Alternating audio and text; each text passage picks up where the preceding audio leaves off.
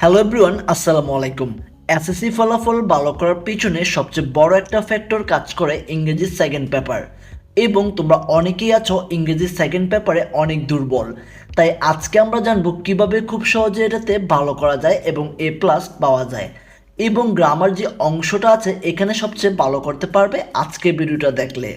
তাহলে প্রথমে আমাদের সবচেয়ে বড় ভুল, তোমাদের যখন বলা হয় ট্যাগ কোশ্চেন করো অথবা কমপ্লিটিং সেন্টেন্স করো অথবা ভয়েস চেঞ্জিং করো, তোমরা সকলেই কি করো, রুলস মুখস্থ করা শুরু করো।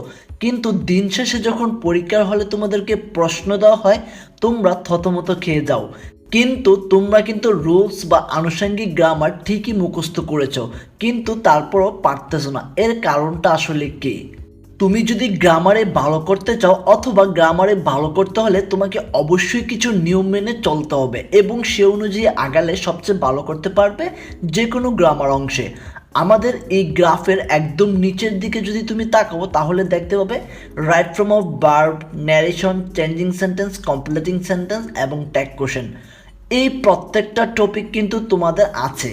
এখন সেগুলো যদি তোমরা ভালোভাবে পড়তে চাও, সঠিকভাবে আনসার করতে চাও, তোমরা সবাই কি করো, এগুলো রুলস বা নিয়ম সরাসরি মুখস্থ করা শুরু করো।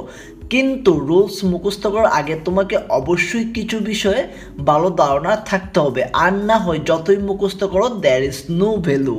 তাহলে right from a verb, narration, changing sentence, completing sentence, tag question, এগুলো যদি তুমি ভালোভাবে পারতে চাও তাহলে অবশ্যই তোমাকে টেন্স সম্পর্কে ভালো ধারণা জানতে হবে এবং টেন্সকে ভালো করে জানতে হবে। কারণ তুমি যতই মুখস্থ করো না কেন, টেন্স যদি ভালো ধারণা না থাকে তাহলে তুমি কখনোই এই গ্রামারগুলোতে ভালো করতে পারবে না, একটাও পারবে না। টেন্স ভালো পারলে তুমি সহজেই গ্রামার আয়ত্ত করতে পারবে এবং রিটেন অংশে খুব সহজেই বানিয়ে বানিয়ে নিজের মতো করে অনেক ভালো লিখতেও পারবে। তাই টেন্স সম্পর্কে জানা তোমার বাধ্যতামূলক। এবার হচ্ছে টেন্স জানার আগে তোমাকে অবশ্যই পার্সন সম্পর্কে জানতে হবে। এখন তুমি যদি শুধু টেন্স জানো কিন্তু পার্সন সম্পর্কে না জানো তখন কিন্তু তুমি টেন্সের মার পেছে পড়ে যাবে, সহজে টেন্সকে আয়ত্ত করতে পারবে না। তাই টেন্স জানার আগে তোমাকে পার্সন সম্পর্কে জানতে হবে, অর্থাৎ ফার্স্ট পার্সন কি, সেকেন্ড পার্সন কি, থার্ড পার্সন কি, এগুলো সম্পর্কে তোমার ভালো ধারণা জানতে হবে। এবং পার্সন জানার আগে সিঙ্গুলার নাম্বার বা প্লুরাল নাম্বার সম্পর্কে মাস্ট বি জানতে হবে। এগুলো জানার পর তারপর তুমি চাইলে তোমার পছন্দের গ্রামারের রুলস যেগুলো তুমি মুখস্থ করতে চাও সেগুলো অটোমেটিক দেখবে ভালো করতেছো, এবং এগুলো জানার কারণে তোমার 60% রুলস পড়াই লাগবে না। ইউ আর বিলিভার নট, কারণ বাকি রুলসসমূহ টেন্স বুঝলে তুমি এমনিতেই সেগুলোকে আয়ত্ত করতে পারবে।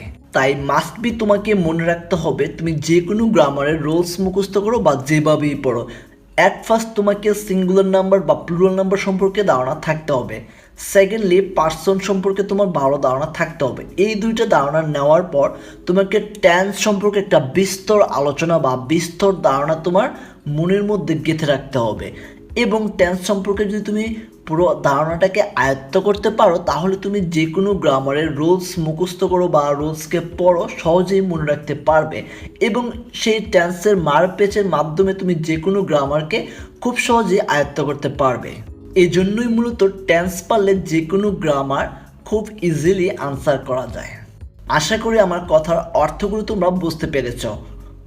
এইভাবে যদি তুমি প্র্যাকটিস করতে থাকো তাহলে ইংরেজি অংশে অনেক ভালো করতে পারবে এবং খুব সহজেই ইংরেজির সকল গ্রামারকে আয়ত্ত করে ইংরেজিতে ভালো একটা স্কোর তুলতে পারবে।